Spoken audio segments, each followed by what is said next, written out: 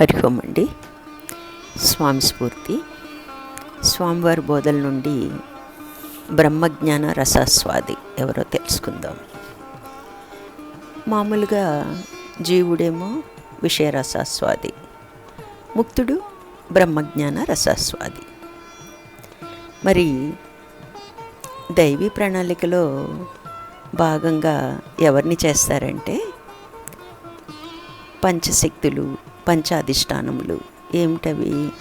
ఇచ్ఛాశక్తి, క్రియాశక్తి, జ్ఞానశక్తి, ఆదిశక్తి, పరాశక్తి. అలాగే బ్రహ్మ, విష్ణు, రుద్ర, మహేశ్వర, సదాశివులు.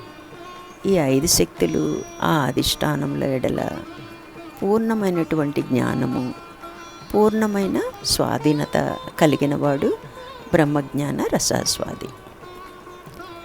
మరి దైవీ ప్రణాళికల భాగం ఎవరనేది ఇక్కడ నిర్ణయంగా చెప్తున్నారు. వారికి ఒక క్వాలిటీ ఉంది, అదే బ్రహ్మజ్ఞాన రసాస్వాది. ఆ అర్హత ఉండాలన్నమాట. వారినే దైవీ ప్రణాళికలో భాగంగా చేస్తారు.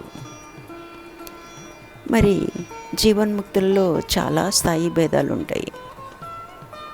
బ్రహ్మవిదుడు, బ్రహ్మవిద్వరుడు, బ్రహ్మవిద్వరీయుడు, బ్రహ్మవిద్వరిష్ఠుడు. ఈ నలుగురు కూడా జీవన్ముక్తులే. ఈ నలుగురు కూడా బ్రహ్మరసాస్వాదులే. కానీ దైవీ ప్రణాళికలో బ్రహ్మ విద్వరిష్ఠుడికి మాత్రమే అవకాశం ఉంటుంది, కానీ మిగిలిన ముగ్గురికి ఉండదు.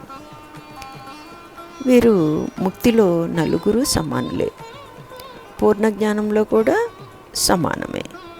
కానీ లోక కళ్యాణ నిమిత్తం చేయబడే దైవీ ప్రణాళిక ఒక్క బ్రహ్మ విద్వరిష్ఠుడు మాత్రమే భాగం లభిస్తుంది.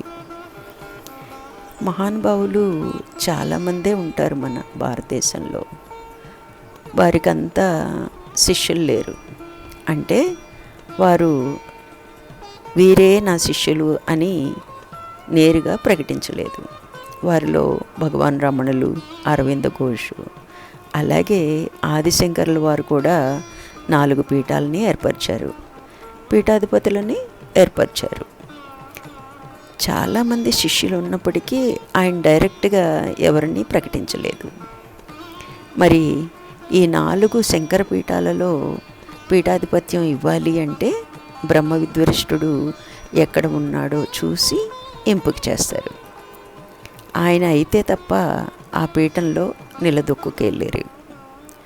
మొదట 3 స్థాయిల్లో చాలామంది ఉంటారు.